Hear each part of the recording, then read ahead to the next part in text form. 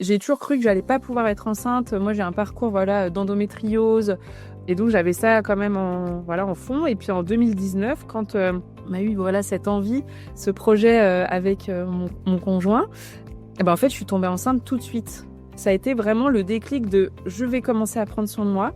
Et puis après aussi, j'ai tout de suite eu ce déclic de me dire mais en fait, je suis pas du tout épanouie dans ma vie de salariée. Bonjour et bienvenue dans ce nouvel épisode du podcast Gap de parents. Je m'appelle Sophie, je suis coach, formatrice et conférencière.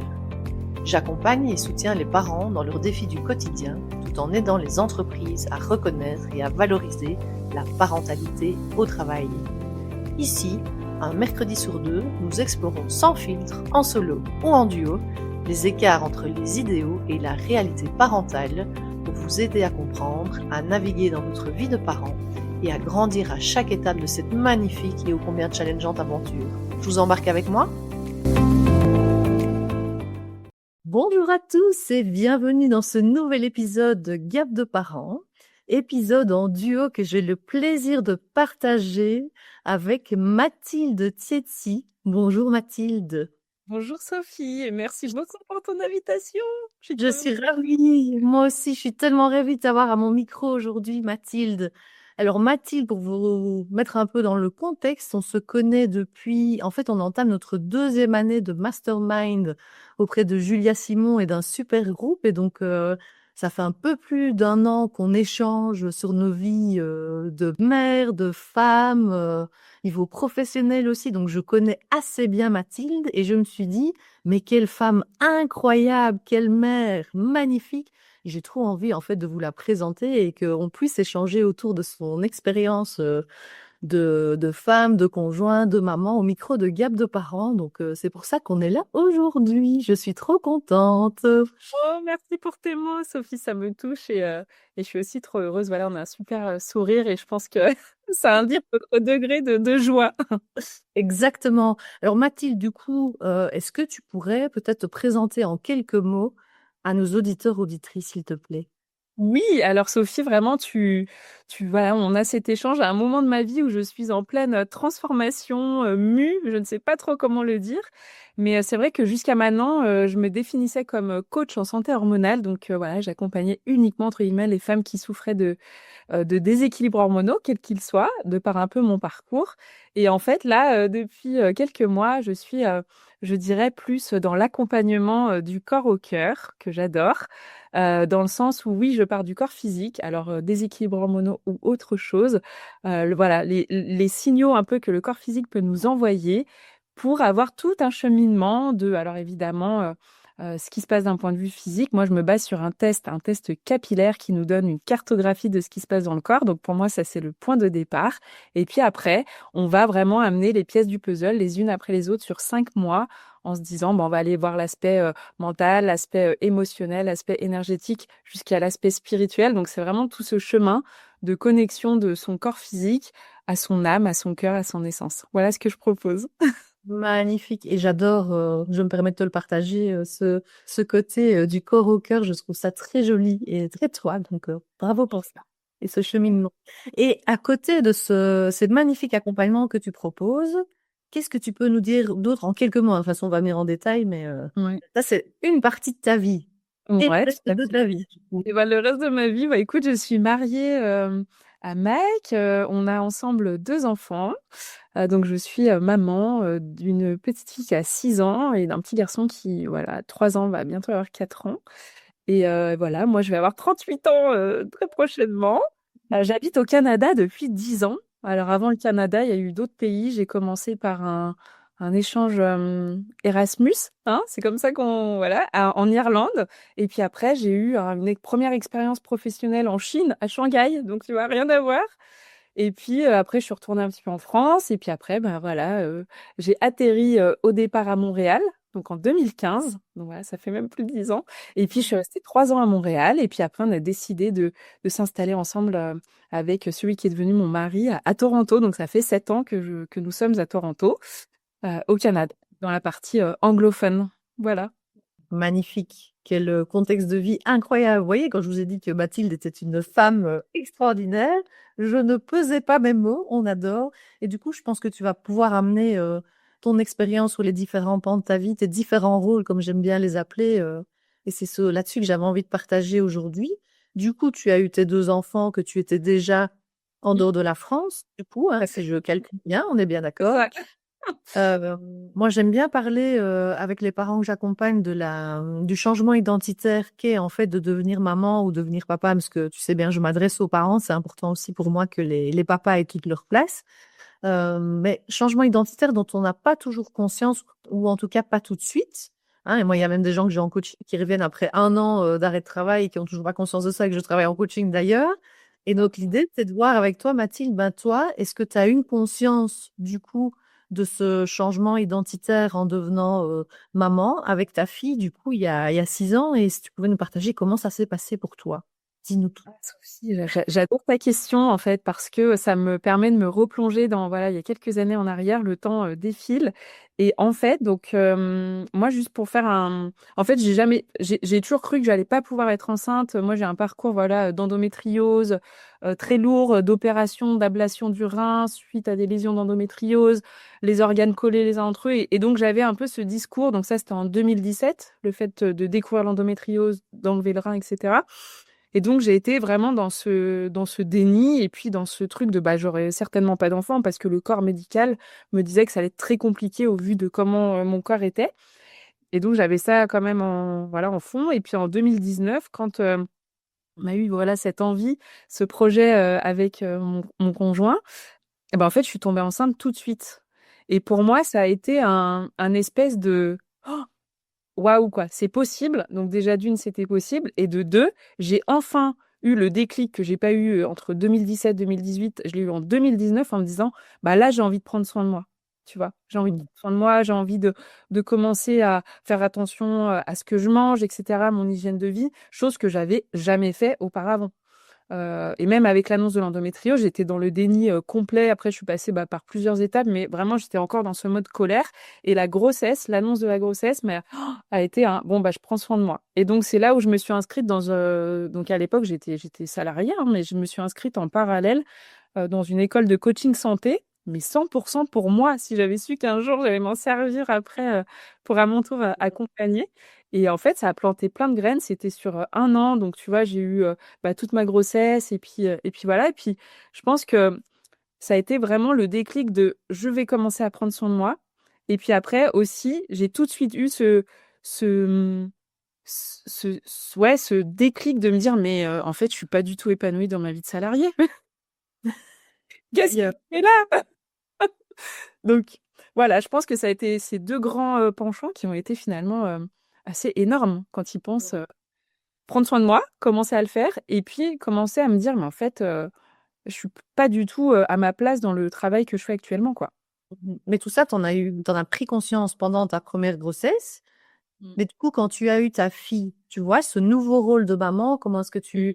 parce que moi, j'essaie de déconstruire, tu sais, au travers aussi de ces épisodes, le fait de l'amour inconditionnel ou l'amour inné qui devrait arriver soudainement. Alors, il y en a qui l'ont au premier regard, comme on dit, il y en a d'autres qui ne l'ont pas et du coup qui se questionnent. Tu vois, chacune a son contexte de vie, son histoire, mais c'est intéressant de se dire, tiens, comment est-ce que tu as ressenti ces premiers temps de maman? Il y en a pour qui ça semble simple, même si personne ne reçoit le mode d'emploi, hein. Spoiler alert, personne n'a reçu une petite lettre avec un mode d'emploi, tu sais, à la sortie, ça c'est sûr. Mais il y en a qui se sentent beaucoup plus, Mmh. je sais pas, en phase avec ça dès le début, que d'autres, elles se sentent un peu, tu vois, dissociées par rapport à ce rôle de maman. C'est pas Mmh toujours mh. simple. Qu'est-ce Ah qui non. ça a été pour toi? C'est une alors tu vois dans ça me donne vraiment envie peut-être de ouais de préciser que ce rôle de voilà de la grossesse a été je prends soin de moi et l'accouchement, le fait de vraiment avoir ce nouveau-né avec moi, ça a été, hyper violent, c'est pas le bon mot, mais c'est vrai que comme tu dis quoi, personne nous prépare à ça. Avec, tu vois, avec mon conjoint, on est en fait, on n'a pas nos familles ici. Alors, on a eu une chance, incroyable, c'est que nos familles, enfin nos parents, respectifs sont venus au moment, tu vois, de la naissance. Donc, Mmh. ça, c'était vraiment, moi aussi, une de mes sœurs. Enfin, c'était hyper précieux, vraiment. Mais ce truc de changement identitaire professionnel, je l'ai eu vraiment comme ma fille une fois qu'elle était là, quoi.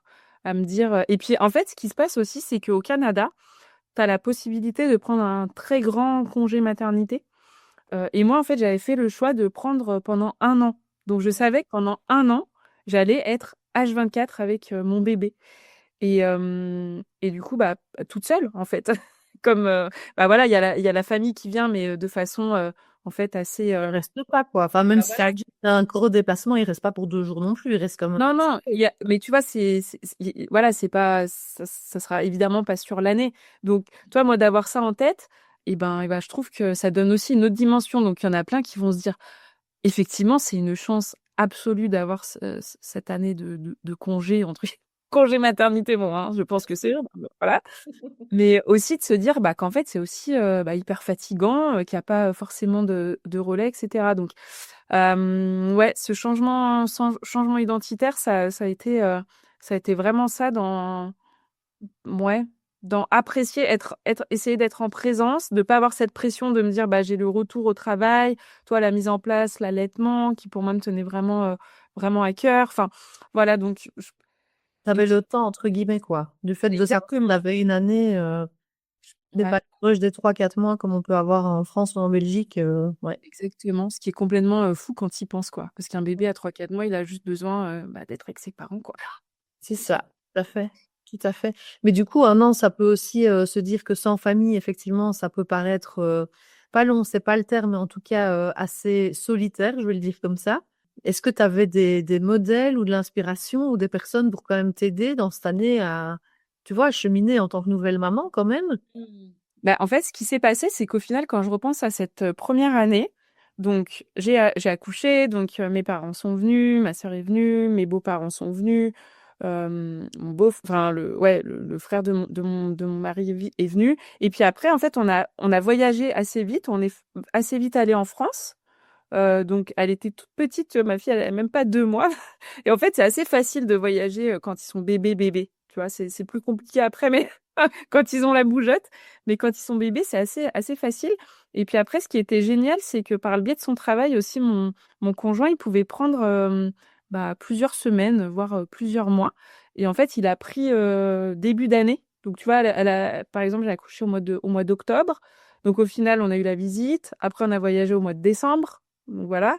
Et puis après, sur le mois de début d'année d'après, on est allé dans sa famille à lui. Donc on est allé au Pérou. Donc on est Ah, repassé quand même par le Canada. Mais après, mon conjoint, donc il a eu la possibilité donc de prendre aussi un congé paternité. Donc on est parti après dans sa famille à lui au Pérou. Donc tu vois, au final, les premiers mois, ils ont été quand même assez occupés finalement. Et puis après, après, il y a eu le confinement, hein. C'était bien à ce moment-là. Donc après, cloué, cloué à l'appart, en plein centre de Toronto et puis à être, bah, vraiment, tous les 3 quoi. Là ouais, c'est ça, parce que ton homme, du coup, il était aussi à la maison. Il y avait plus de déplacement, quoi, du coup. ah bah, là non, à ce moment-là, ouais, ouais, ouais. D'accord. Ok. Et après, du coup, ta reprise du travail, parce que bon, même si on a 1 an comme ça, il y a un moment donné où on sent quand même qu'il y a la deadline qui se rapproche. Comment tu l'as ressenti, puis comment tu l'as vécu surtout à l'époque? Et ben, je me suis dit, donc tu sais le congé maternité encore je mets des Ouais, oui, bien sûr. On est bien d'accord. donc c'est on peut prendre 1 an jusqu'au max 1 an et demi. Et quand moi j'ai repris au bout de 1 an, donc au mois d'octobre, de l'année donc 2020. J'avais ce truc de oh non, c'était trop court. Finalement, tu sais, elle a 1 an, donc on commence vraiment à partager plus de choses. On commence à sortir vraiment de ce stade bébé, quoi. Donc il y a eu un peu de frustration. Et en même temps, on avait trouvé vraiment une super solution, c'est-à-dire qu'on avait une nounou qui venait la garder, mais chez nous. Donc, c'était vraiment, idéal. Donc pendant, quelques mois avant qu'elle commence la crèche. Et elle a commencé la crèche, tu vois, au bout d'1 an et demi. Donc, bah, moi, je travaillais, principalement depuis chez moi. Et en fait, donc, la nounou, elle était là à me dire: «Oh, elle aimerait bien un petit peu de lait». Alors, je dis: «Ah bah, là, je peux pas, mais voilà». Donc, tu vois, c'était un peu ça, de savoir qu'elle était en sécurité à la maison quand même, pas loin de moi, de nous. Et donc ça, c'était vraiment une super solution. Alors, provisoire évidemment, c'était prévu que sur quelques mois, mais après voilà, elle a commencé la crèche et puis le retour au boulot, bah, c'était vraiment ce sentiment de: «Qu'est-ce que je fais là, quoi?» Mais vraiment. En plus, Ta grimace, c'était magnifique, alors. ah ouais, On a bien vu. des déplacements aussi. À ce moment-là, j'avais des déplacements professionnels à travers l'Amérique du Nord. Donc, sur le papier, c'est trop bien. Sauf que quand tu deviens maman, bah, en fait, j'avais plus du tout envie, quoi. Et tu vois tellement, ouais, et pareil, ouais. Oui, voilà. Et Tu vois, toi, ce t'as pas sentiment envie de te séparer de ton enfant, quoi. Ouais. bah, c'est ça, alors que finalement, elle était déjà, entre guillemets, assez grande, mais même, en fait. Je- Donc, voilà, le retour au travail, ouais, ça avait été ouais, quelque chose quand même. Et t'es quand même restée dans cette situation-là jusqu'à tomber enceinte, du coup, de ton fils? Ou Ouais. t'avais déjà shifté à l'époque Et ben, à l'époque, j'accompagnais en parallèle des femmes qui venaient à moi, qui souffraient d'endométriose, des femmes qui, voilà, par du bouche à oreille. Donc, à ce moment-là, c'était pas du tout une activité, ouais, c'était vraiment bénévole et puis fait vraiment avec beaucoup de compassion, quoi, tu vois. Et donc, je faisais en parallèle. Et puis après, donc j'ai fait ça. Je faisais mon travail, je profitais de ma fille et en parallèle, j'accompagnais des femmes, voilà. Et puis après, j'ai demandé, je crois que quand je suis tombée enceinte de mon fils, donc tu vois, il est né en 2022, à avoir mes mercredis pour pouvoir avoir une journée, entre guillemets, entière à me consacrer aux accompagnements. Parce qu'en fait, bah, j'avais envie de plus, quoi. Donc, mais sans, encore une fois, sans une idée derrière de me dire qu'un jour, j'allais en faire, tu vois, mon métier. Voilà, j'étais, enfin, je suis toujours, mais hyper curieuse, toujours là à me former à droite, à gauche. Donc, voilà, l'envie d'apprendre. Et, euh, et donc, ouais, à partir de 2021-22, bah là, après, quand j'ai eu mon fils, j'ai demandé tout de suite 1 an et demi de congé. Et surtout, j'ai posé les bases en disant, en fait, bah, je suis pas du tout épanouie dans ce que je fais, plus du tout alignée. Donc, je fais mon congé maternité pendant 1 an et demi, mais après, je retournerai pas travailler. là, c'était déjà clair dans ta tête et dans Ouais. ton cœur Ah que ouais, tu ouais. n'y reviendrais pas, quoi. D'accord. Bah oui. À ce moment-là, je savais pas encore exactement comment ça allait, voilà, évoluer. Évidemment, je le savais pas, mais je savais juste que j'étais tellement plus, je me sentais tellement plus à ma place. J'avais vraiment eu cette impression de, bah, j'ai essayé quoi, j'ai ramé, ramé, j'ai essayé, et jusqu'au moment où finalement, j'avais plus du tout envie quoi. Ouais, tu m'étonnes. Bah Et oui, donc, c'est clair. ça a été quand même, finalement, la maternité, ça a été un énorme, ouais, shift dans le sens où c'est bah, aussi à ce moment-là que ouais, j'ai créé mon entreprise. Voilà, c'est ça qui a fait que je devienne, tu vois, à mon compte entrepreneur aujourd'hui, quoi. Donc, Mm. depuis 2000, ouais, 2022, j'ai fait toutes mes démarches pour mes créations, voilà, penser à mes offres, etc., de services. J'avais mon bébé avec moi, mon fils, donc qui est né en 2022. Donc j'ai tout fait avec lui en fait. Mes formations. Pendant cette année et demie, en fait, tu as commencé tout ça à ce moment-là. Waouh. Exactement. Donc c'est vrai quand j'y repense et en même temps ça et ben tu vois, j'étais très épanouie dans mon rôle de maman parce que donc mon fils il est resté 1 an et demi avec moi et en même temps, c'était un peu ma bouffée d'oxygène de penser à comment j'allais pouvoir accompagner, de mettre dans la matière petit pas par petit pas. Donc toi, je me suis fait accompagner par une coach géniale pour m'aider en fait à avancer parce que sinon je sais que de moi-même, bah en fait, j'aurais jamais avancé comme j'ai avancé à ce moment-là quoi. Ça. Parce que du coup, tu avais quand même deux enfants, parce que ton fils est arrivé, mais tu avais quand même déjà ta fille aussi. Donc, C'est ça. C'est vrai, en là, bas âge, ouais, au final. Après, c'est vrai qu'elle, ça roulait bien, la crèche, tout se passait bien, à côté, pas très loin de chez nous. Enfin, toi, la petite routine, quoi, finalement. Mais c'est vrai que je me dis, avec le recul maintenant, ah, c'était trop bien de se lancer à ce moment-là aussi, quoi. hmm, magnifique, magnifique. Et qu'est-ce que c'est du coup d'avoir deux enfants avec, donc toi, tu es française et ton homme, du coup, il vient du Pérou. Il a aussi la nationalité américaine, tu m'as dit. Donc, vive la multiculturalité à la maison, j'adore. Comment ça se passe du coup d'élever des enfants au milieu de différentes cultures? En plus, vous bougez pas mal, hein. Tu parlais de ta fille tout à l'heure, la vraie globe-trotteuse déjà sur sa première année, j'adore. J'imagine que ton fils a été un peu pareil. Donc, du Ouais. coup, comment ça se passe à la maison? Alors ça se passe que donc oui en fait mon mari il a fait voilà il est né aux États-Unis mais il est parti au Pérou très rapidement après enfin il était toujours au stade bébé et donc il a fait toute sa vie au Pérou enfin après il a fini aux États-Unis c'est d'ailleurs là qu'on s'est retrouvés mais bon bref comment c'est eh ben c'est très multiculturel c'est très international c'est absolument génial c'est un aspect finalement on a tellement la tête dedans qu'on s'en rend même pas compte je crois alors que pour les enfants, c'est un avantage absolument énorme. Donc moi, depuis qu'ils sont tout bébés, je leur parle que en français. Parce que Ouais. Marie, on est d'accord, vous parlez anglais, du coup. avec mon mari, on parle en anglais. C'est Voilà. ça. Mais moi, quand je m'adresse à mes enfants, je leur parle que en français. Et au début, j'étais vraiment démoralisée parce que donc ma fille, au début, elle allait dans toute sa crèche, elle l'a fait en anglais. Et en fait, elle parlait pas. Donc déjà, mes enfants, ils ont parlé un peu plus tard, mais en même temps, rien d'anormal. Et elle me répondait tout le temps en anglais. Et donc, je me disais, mais c'est pas possible. Elle va jamais parler français. Même quand on allait en France, elle répondait, bah ouais, à côté de ma famille en anglais, etc. Et puis, en fait, il y a eu du jour au lendemain. Et en fait, voilà, elle s'est mise à parler. Après, elle a commencé l'école en anglais, l'école en français pour le coup. Et donc là, ça a beaucoup aidé.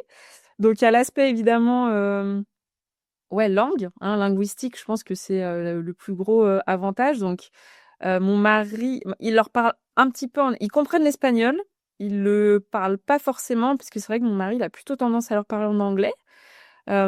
Aussi, ses parents, à lui, ils aiment bien parler en anglais, donc tu vois, voilà, quand les échanges, ils sont plutôt en anglais. Et en même temps, au début, j'étais un peu, ah, mais c'est trop dommage, comme ça, leur apprendre l'espagnol, en fait, tout de suite. Puis après, je me suis dit, bon, allez, lâche l'affaire, c'est déjà énorme qu'ils parlent français et anglais. Ils auront le temps d'apprendre l'espagnol. Et tu vois, là, en fin d'année dernière, on est parti au Pérou et en fait, mes beaux-parents, ils avaient trouvé une ancienne instite qui venait tous les jours pour faire des activités avec les petits et donc leur apprendre l'espagnol. Et c'était vraiment génial, en fait. Donc voilà, doucement. Mais ils ont pris le pas de le parler, du coup, avec. Ah, ma fille, ouais, c'est plus simple entre guillemets pour elle de bien le comprendre. Mon fils, je pense qu'il le comprend aussi. Ce qui est génial, c'est que donc mon fils là actuellement, il est à la crèche. Hein, il est encore trop petit ici pour l'école. Et en fait, ça, c'est voilà une crèche francophone, mais par exemple, ça a son enfin sa maîtresse, elle est d'Amérique du Sud aussi, donc elle lui parle en espagnol. Et en fait, je trouve ça génial. Moi, je lui dis non, mais parle-lui pas trop en français, c'est bon, parle-lui plutôt en espagnol parce que moi, le français, je peux m'en occuper à la maison. Donc, Ah, et malgré ça, entre eux, les enfants, ils parlent en anglais, tu vois. C'est drôle. Bon. ils parlent en anglais entre eux, du coup. Ouais. Ouais, même à la crèche, ça a beau être une crèche francophone, les petits, ils ont encore ce truc ils se parlent en anglais. Et mon fils et ma fille, quand ils se parlent, c'est plutôt en anglais, ouais. Magnifique. Des enfants qui ne réfléchiront même pas à quelle langue en quelle langue ils parlent parce que ce sera complètement inné, donc c'est génial. Mais c'est un super avantage, c'est vrai. C'est C'est vrai. le cadeau, quoi. Ouais. Mais du coup, cette multiculturalité, il n'était pas facile ce mot-là, mais je l'ai eu d'un coup, je suis fière de moi. Tu vois, je pense que quand on crée une famille comme ça, ma croyance, c'est qu'on arrive chacun avec notre propre éducation, notre propre histoire, mais en plus, vous amenez aussi chacun votre culture dans cette famille que vous construisez ensemble. Et ça se traduit comment chez vous? Parce que c'est pas toujours facile non plus de trouver un chemin commun pour l'éducation de nos enfants. Et je me dis qu'avec une culture en plus différente, bah, ça peut amener d'autres challenges. Oui, ça, c'est vrai, t'as raison. T'as raison, je pense que au final, tu vois, dans la façon dont on a été, je pense peut-être éduqués, alors c'est pas que c'est similaire au final, mais ouais, il y a pas une énorme différence, mais là, je pense que la clé, en tout cas, effectivement, il y a des différences au niveau de comment on a été éduqué, ça c'est évident. C'est bah en fait, ouais, de bien en parler, en fait, de bien en parler, et c'est quelque chose qu'on n'avait pas forcément abordé avant d'avoir les enfants. Donc, c'est un sujet à absolument aborder une fois qu'ils sont là et une fois qu'ils sont encore petits, mais c'est vrai que dans le quotidien, je sais pas, tout se fait tellement naturellement. Tu vois, et puis même quand on va au final, soit en France, soit au Pérou, bah, c'est absolument génial pour eux de voir les différences. Parce que c'est vrai que là, pour le coup aussi, d'un point de vue pays, bah, c'est pas du tout la même chose non plus, tu vois. Donc, je dirais que, ouais, c'est la curiosité, c'est aussi la nourriture, tu vois. Voilà, découvrir aussi bien les plats un peu français que péruviens. C'est la musique, voilà, en fait, tout se fait naturellement. C'est Et dans le rôle des parents aussi, hein, je dis pas qu'on s'implique, mais il n'y a rien à faire, on s'implique quand même chacun différemment, surtout dans des moments de vie différents. Mais il y a aussi une posture du parent, de la maman et du papa qui sont potentiellement différents d'un pays à l'autre. Et donc, je me Hmm. disais, moi, j'avoue, j'y connais rien par rapport à la culture du Pérou, par rapport, ben, déjà à la parentalité, la place de la femme, de la mère, tu vois, je sais pas si c'est aussi dans l'éducation des hommes d'être fort présent dans leur famille, tu vois, je sais pas. si tu as des choses à nous partager par rapport à ça, mais c'est intéressant, je trouve, de voir, tu vois.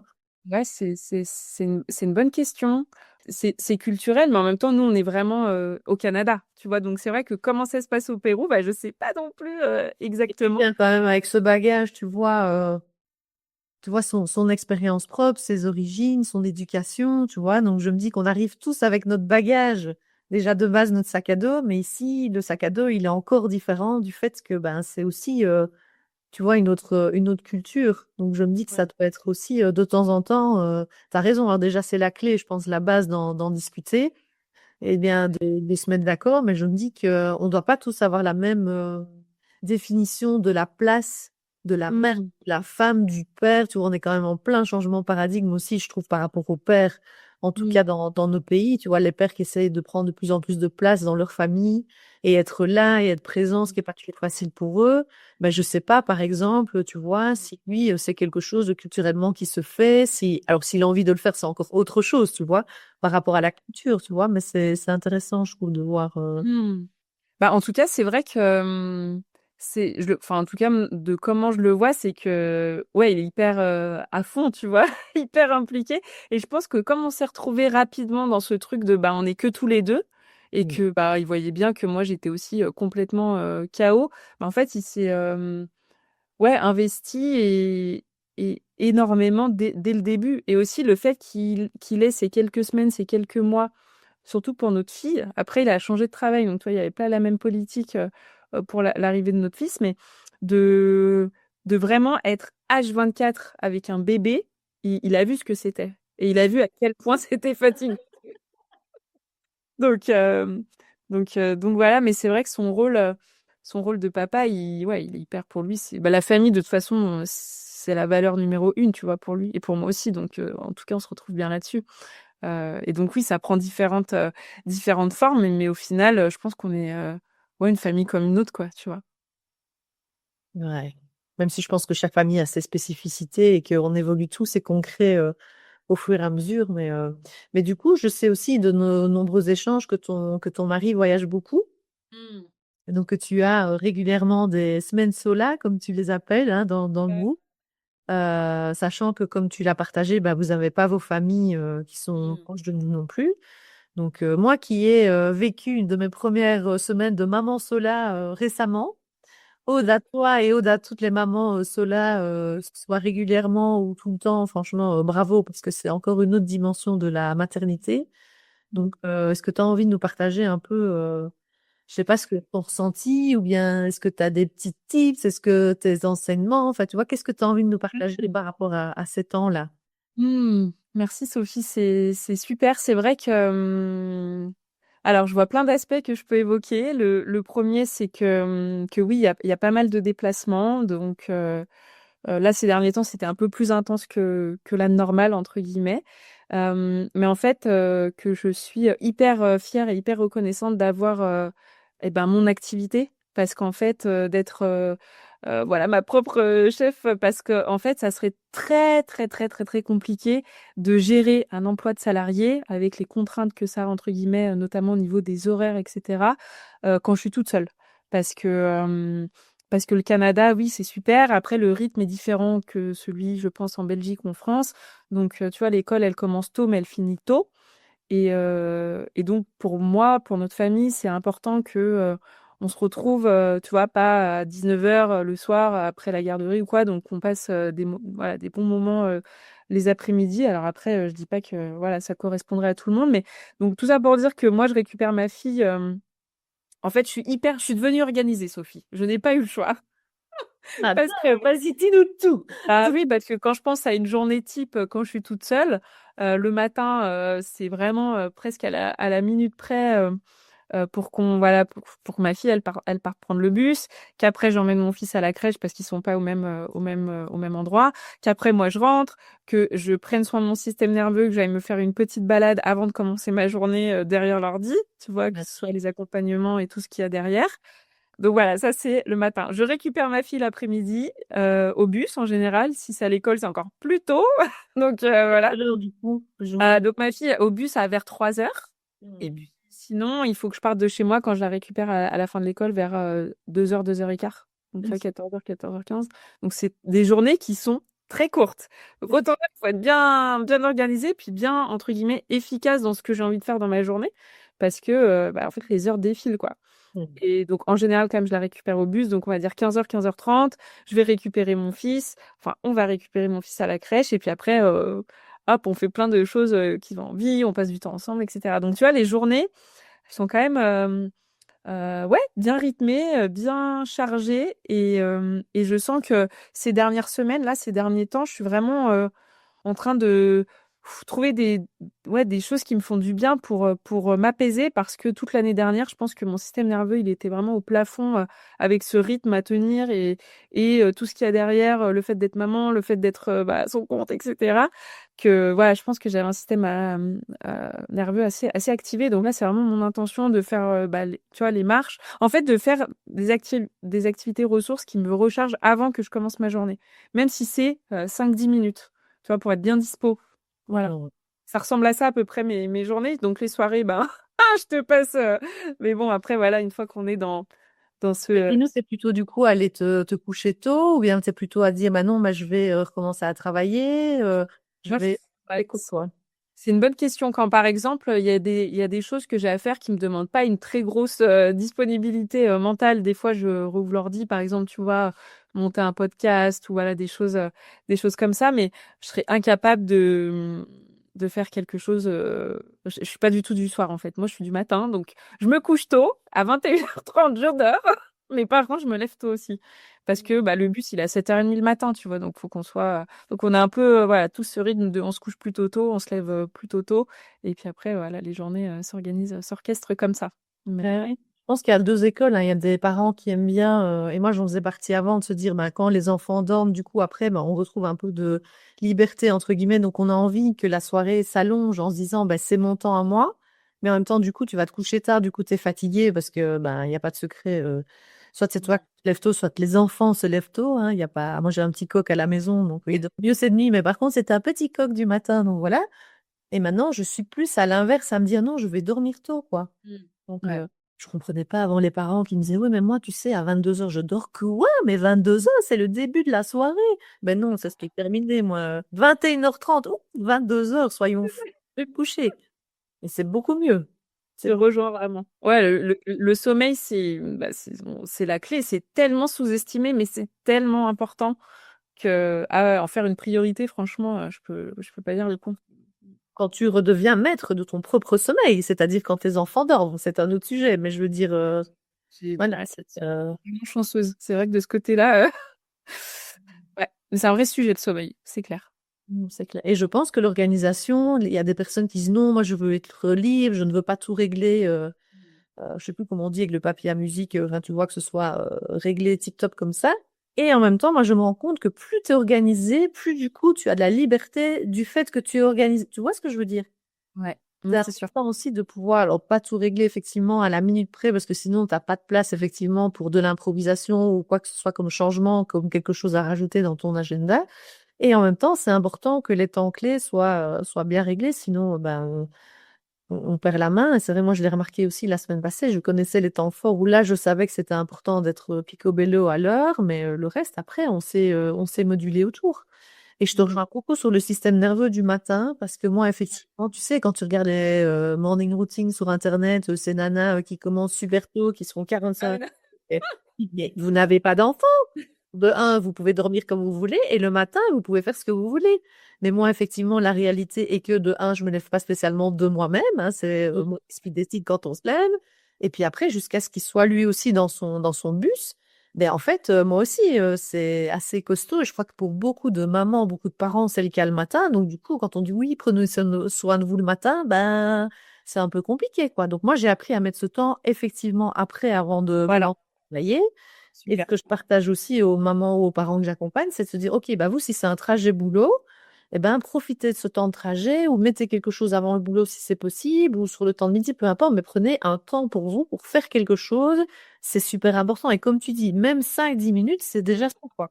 C'est Ah, mais tellement vraiment. important qu'on redescend pour ne pas arriver déjà au boulot avec un système nerveux ultra activé. Ouais. Tu ne redescends plus, quoi. Ah non, c'est sûr. Je te rejoins trop. Ouais, ouais. C'est super important. Je crois que c'est une des clés vraiment pouvoir arriver à faire ses journées, c'est pouvoir se dire, attends, dans le matin, je me cale quand même, tu sais, un petit truc, c'est important. Puis nous qui sommes dans l'accompagnement aussi, bah, pour être aussi en pleine présence avec les personnes que tu accompagnes, bah, c'est bien aussi d'avoir pu faire le tri nous-mêmes avec nos propres systèmes nerveux pour pouvoir être là aussi pour les personnes qu'on accompagne, qui quand même, ça demande quand même une certaine énergie, une certaine présence. Donc, je trouve ça ultra important. Mmh. Non, non, ça c'est sûr. Et ce serait quoi ton, par rapport à ces semaines, parce que là on vient de parler des aspects positifs, c'est quoi les temps un peu plus compliqués pour toi où tu te dis, bon, ah là, c'est quand même des moments, tu vois? Mmh. Et ben, en fait, c'est très clair, hein. Je pense il y a franchement, je peux pas dire que tout n'est pas parfait, hein, loin de là. Donc je suis hyper contente qu'on en parle. Tu vois, quand je suis toute seule avec les deux fins de journée qui sont complètement bah, crevées et qu'en fait, bah, tu vois, évidemment, ils vont se tirer un peu dans les pattes. Et en fait, des fois, des fois, oui, j'ai tout à fait la disponibilité mentale, émotionnelle, etc.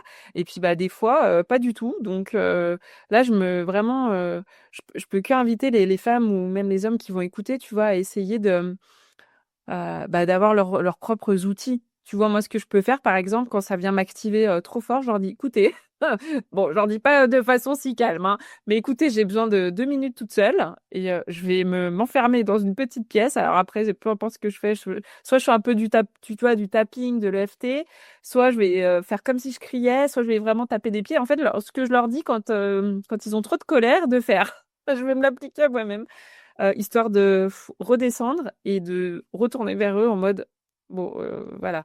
Mais il sera. Maman a pris son temps, on continue. Ouais. Et ouais, je dirais que c'est ça pour moi le plus challengeant, et aussi c'est quand je suis en mode solo et que franchement j'ai mes règles et que j'ai juste envie c'est de me poser et en fait bah là, tu peux pas forcément quoi.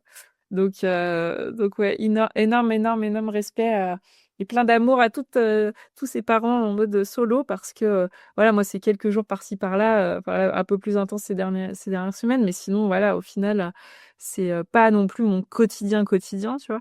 Mais c'est vraiment ouais, il y a plein d'aspects un peu challengeants quand même quoi. Ah oui. Préparer les repas. En fait, toute l'organisation du quotidien, en fait, tout. Maintenant, tu vois, je suis hyper donc organisée. Tous les affaires, ils sont prêts de la semaine, ils sont prêts soit le dimanche soir, soit je le fais en deux fois si tu vois au niveau des lessives et tout ça. Le fait que je travaille depuis la maison, bah évidemment, j'essaye de caler des petits temps pour tout ce qui va être lessive, la vaisselle, des trucs comme ça. Puis par contre, maintenant, j'ai arrêté de faire ça, mais avant, je cuisinais même sur mon temps quand j'étais à la maison. Mais en fait, j'avais vraiment, vraiment, si je voulais aller faire mon sport, si j'avais vraiment plus du tout de temps dans ma journée de travail, entre guillemets. Donc maintenant, je fais voilà, le repas, des choses simples, mais presque au fur et à mesure. Et quand j'anticipe, c'est super. Quand je fais un peu de batch cooking, mais franchement, c'est pas non plus mon quotidien, quoi, hein. Donc je fais des choses très simples qui prennent pas longtemps. Pour moi, c'est voilà. Et puis de dire que tout est ok en fait, de pas me mettre une pression comme j'ai pu me mettre il y a quelques temps en mode qu'est-ce qu'on va manger, ça va pas être équilibré, etc. Bon, écoute, voilà, voilà. Donc Moi, ouais, j'ai découvert le Picard en Belgique parce que Picard, c'est français de base, mais on a aussi des Picards en Belgique. Et mon Dieu, mais quelle révolution!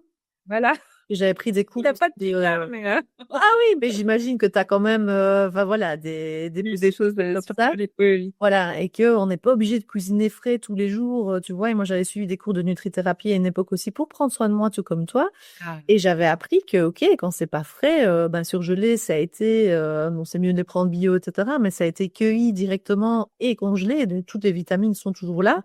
Et donc, allons-y, quoi. Simplifions-nous la vie que de passer des heures en cuisine, frustré, après à s'énerver sur ses enfants parce que maman doit cuisiner pendant 1 heure tous les jours. Enfin, c'est pas une vie ah non, non, oui.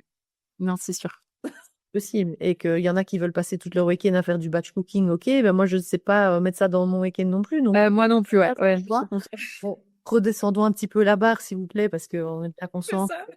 On nous dit qu'on doit tout faire et en même temps, dans la réalité, c'est pas possible. Et c'est pour ça que ce podcast existe aussi. Et Mathilde, s'il te plaît, dis-le avec moi. On ne peut pas tout faire tout le temps. On peut pas tout faire, c'est impossible.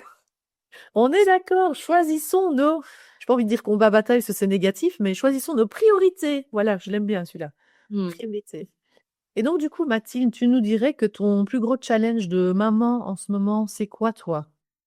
Pour le Ah moment. bah. Ah bah là, je te le dis direct, c'est venu direct. C'est pour moi là, c'est le quand je suis toute seule et qu'il y a plein de neige au Canada, là, c'est mon plus gros challenge. Voilà, de conduire, de faire, voilà, c'est ce qui me m'active le plus et c'est un vrai sujet, quoi. C'est pas juste. Donc je dirais que c'est ça et puis après oui, de gérer un peu les petites ouais, embrouilles, on va dire, les embrouilles entre mes deux enfants, mais franchement, ça va. Franchement, je me sens vraiment chanceuse. C'est pas non plus du tout au quotidien, quoi. Comme Donc tu là, dis, de nouveau, c'est l'hiver canadien. c'est parce qu'ils vont t'activer de nouveau un petit peu ou c'est le fait que tu les vois se disputer et ça t'embête et t'aimerais bien, tu vois, Ouais. les images projetées, ah mais non, ils sont bien, censés bien s'entendre, tu vois. C'est quoi qui te challenge? Non, mais écoute, quand tu vois, en te le disant, je me rends compte que vraiment ils s'entendent bien. Mais après évidemment. Ah, c'est normal quoi aussi. Je pense que c'est de les voir et que en fait tout se ramène à moi. Hein. C'est moi que ça vient activer et en fait nos enfants sont aussi nos meilleurs guides dans le sens où bah moi c'est aussi depuis que je suis devenue maman que bah, tout ce travail un peu côté émotionnel de faire le travail sur moi en fait. Donc je les remercie parce que sans s'en rendre compte, en fait, c'est un super cheminement, alors qui est pas du tout toujours confortable, mais qui est primordial à mon sens quand on devient parent en fait, parce qu'on n'est pas là, on n'est pas fait pour crier sur nos enfants non-stop en fait, pas du tout.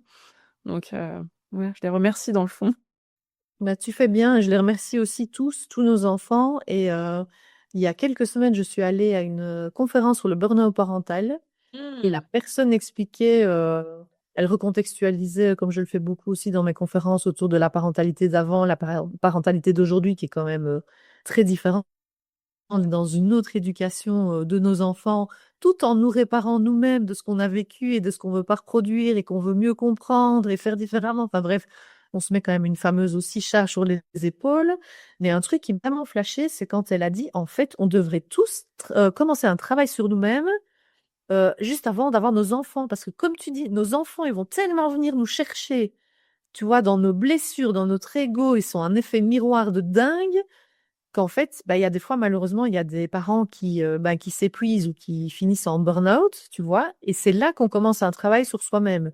Et je prêche, moi, j'ai eu ça aussi, à l'époque. Avant, je mettais les mots sur un burn-out professionnel, mais clairement, il y a quand même eu une incidence, familiale, dans ce burn-out à l'époque. Et je n'ai commencé à travailler sur moi-même qu'à cette époque-là. Mais quel dommage! En fait, dans notre parcours, je pense, de parents, tu vois, tout ce qu'on fait en préparation, on devrait tellement tous aller limite en thérapie, travailler sur nous-mêmes pour s'éviter aussi plein de choses tu vois ce que je veux dire par la suite et découvrir des mécanismes de fonctionnement, comment réguler nos émotions, quelles sont les émotions qui nous activent le plus, du coup, quelles sont nos ressources? Parce que tu parlais des temps de Mmh. ton temps, tu vas t'enfermer, tu vois? Et faire ton truc, mais en même temps, tu dois bien te connaître aussi pour savoir ce qui va te soulager à ce moment-là, tu vois? Ouais, Tout ça, c'est vrai. ça travaille, donc pour moi, ce serait tellement génial qu'on puisse faire tout ça en amont et Mmh. pas, après se prendre, s'être pris un mur. Tu vois ce que je veux dire? Ah mais je comprends et en même temps j'ai un peu cette impression qu'on a besoin d'un truc déclencheur malheureusement, tu vois? C'est comme, les femmes, qui commencent à prendre soin d'elles, au niveau de leur santé après avoir eu un truc vraiment grave. Mais c'est trop dommage et en même temps, bah, on passe c'est comme si on avait cette impression de, bah, il faut tu vois? Faut y aller pour commencer et donc oui, je te rejoins tout à fait. Je pense la même chose que toi, Sophie et en même temps, je me dis, ben, dans la réalité, dans les faits, ben, on fonctionne l'être humain fonctionne comme ça, je crois. A Ouais. besoin de se prendre à un mur pour réagir. Bah, voilà. Ouais. Et en même temps, moi, j'aime bien aussi partager le fait que faire des thérapies et travailler sur soi, il faut pas être fou et c'est pas négatif et ça apporte tellement de choses et c'est un des messages que j'ai envie de faire passer aujourd'hui. C'est important d'apprendre à se connaître et apprendre à comprendre certaines choses et voir comment on peut faire des choses différemment parce que il y a beaucoup de gens, je pense, qui subissent aussi les choses et qui se disent: «Bah, c'est comme ça et je vais passer au travers et un jour ça ira mieux». Ben se faire accompagner, se faire aider aussi et comprendre les choses et faire potentiellement les choses différemment en se connaissant mieux, ça ne peut que aider, je pense aussi, pour la suite, quoi. 100 que ce soit par de la thérapie, par du coaching, par, tout ce qu'on veut. Mais oui, oui, l'accompagnement, c'est hyper bénéfique et d'ailleurs, je me rends compte que, tu vois, depuis que j'ai commencé le coaching, là pour, entre guillemets «l'intention de créer mon entreprise», bah, depuis, j'ai jamais arrêté de me faire coacher, en fait et ça me aussi, ça me bah, ça me nourrit, ça me fait avancer. Donc oui, oui, oui, oui, oui, un grand oui pour ça. On est bien d'accord. Et alors, comme tu le sais, mon podcast, il s'appelle Gap de parents. Et donc, j'aime bien vraiment travailler et discuter, bah, justement de tous ces gaps, hein, comme on en a déjà parlé de quelques-uns. Mais tu pourrais me dire, parce que moi, je pense que le plus grand gap reste entre ce que j'avais imaginé de ma vie de Mmh. parent, de ma vie de maman, et la réalité. Il y a Mmh. vraiment quand même un énorme gap. Mmh. Quelle est pour toi potentiellement la plus grosse différence, qu'elle soit en positif ou en moins positif, peu importe, mais Mmh. entre ce que tu avais imaginé, te dire bah, finalement pas du tout, ou bien ah bah tiens ça j'aurais pas du tout imaginé que ça pouvait se passer comme ça. Tu vois ce que je veux dire? Mmh, ouais, et ben, c'est une très belle question, Sophie, et je pense que jamais, jamais, vraiment jamais, j'aurais pensé avoir mes enfants faire, voilà, voilà, loin de ma propre famille, en fait. Et ben, c'est ce que je vis au quotidien. Et c'est difficile de pas avoir de personnes ressources, en fait. Donc je pense que c'est ça, entre ce que j'avais imaginé, si voilà un jour j'ai des enfants, tu vois, hyper proches, que ce soit physiquement, géographiquement, mais aussi bah, dans le fait de connaître, tu vois, ça, quand je pense que voilà mes enfants, oui, oui, ils sont proches de leur famille, mais au final, ils partagent pas le quotidien non plus, tu vois. Et ça me rend triste quelque part. Donc voilà, je pense que ça serait ça pour moi, entre ce que j'avais pu imaginer et ce que je suis en train de vivre depuis déjà plusieurs années finalement. Hmm. Mais du coup, c'est quoi ta plus belle ressource à toi pour justement pallier à ce village? On dit toujours qu'il faut un village pour élever un enfant. Je pense qu'on est beaucoup à manquer, qu'on habite au Canada ou n'importe où, finalement, on est beaucoup à manquer de ce village. Et Mmh. du coup, c'est quoi, toi, ta principale ressource pour t'aider à avancer dans ta maternité sans ce village, justement? Et ben moi, je pense que c'est vraiment tout le travail que je fais sur moi. Parce que je pense que cet espace-là, je l'aurais jamais eu en étant en France, par exemple. Donc je dirais ça. Je dirais que ça me permet, ouais, d'avoir cette présence, et sans être, tu vois, dans le sacrifice ou quoi que ce soit. Mais je pense que je dirais ça. Ouais, Ouais. magnifique. Merci pour ça, Mathilde. Mhm. Et donc, on a quand même échangé sur pas mal de sujets Ouais. aujourd'hui. S'il y avait vraiment une seule chose que tu voudrais que les personnes qui nous écoutent retiennent, ce Hmm. serait quoi, dis-moi? Ton message principal d'aujourd'hui, ce serait quoi? Hmm. Je dirais aux parents de toujours se rappeler que ils sont les meilleurs parents pour leurs enfants. Parce que c'est vrai, en fait, voilà, je suis persuadée qu'ils n'ont pas été, entre guillemets, «choisis pour rien», et voilà, et de le prendre, que ce soit, comme un cheminement, un enseignement, ce qu'on veut, mais de retenir ça, quoi. Magnifique. Bah, je propose qu'on se laisse sur cette magnifique conclusion et ce très beau message aux parents qui nous écoutent. Merci beaucoup Mathilde pour ton temps, d'avoir partagé de ta vie de maman, d'entrepreneuse, de femme, d'épouse. Merci pour ça. J'ai passé vraiment un magnifique moment avec toi. Merci Mathilde. Merci. Merci, merci à toi, Sophie, c'était super. À très vite et merci à tous d'être restés jusqu'au bout et n'hésitez pas à nous partager vos retours sur les réseaux. Et peut-être Mathilde, on pourrait clôturer, pardon, je n'ai pas dit, si tu veux qu'on te retrouve quelque part, ou pas à partager aussi. Ben, écoute, oui, alors comme je suis en pleine transformation d'identité visuelle, et cetera, soit vous me retrouvez à Mathilde Thiésy, donc mon nom, mon prénom, soit, actuellement mon site, mais qui va être retransféré sur Mathilde Thiésy, c'est, Endo-Bloom. Voilà, et puis j'ai mon podcast aussi, sur lequel d'ailleurs tu avais intervenu, qui s'appelle Au cœur de mon cycle. Donc voilà, et puis Je les mettrai en description d'épisode parce que ouais, effectivement, super. pas mal de ressources aussi à aller chercher sur le magnifique podcast de Mathilde. Donc, je mettrai ça en description de l'épisode. Merci encore Mathilde. Merci à toi. Et À merci bientôt. à tous de nous avoir écoutés. À bientôt pour un nouvel épisode de Gap de parents. J'espère que cet épisode vous a plu. N'hésitez pas à le partager à des parents qui pourraient avoir besoin d'entendre ces mots en ce moment. N'hésitez pas également à vous abonner au podcast sur votre plateforme d'écoute préférée si ce n'est pas encore fait. Et vous pouvez bien sûr me laisser un avis ou un commentaire, ça soutient énormément le podcast. Je vous remercie. Je vous attends également en message privé sur LinkedIn, Instagram ou Facebook pour me partager votre vécu personnel et ce que cet épisode vous a aidé à conscientiser aujourd'hui. Je serai ravie d'échanger avec vous sur ces sujets. Je vous remercie et je vous dis à très vite pour un nouvel épisode de Gap de parents.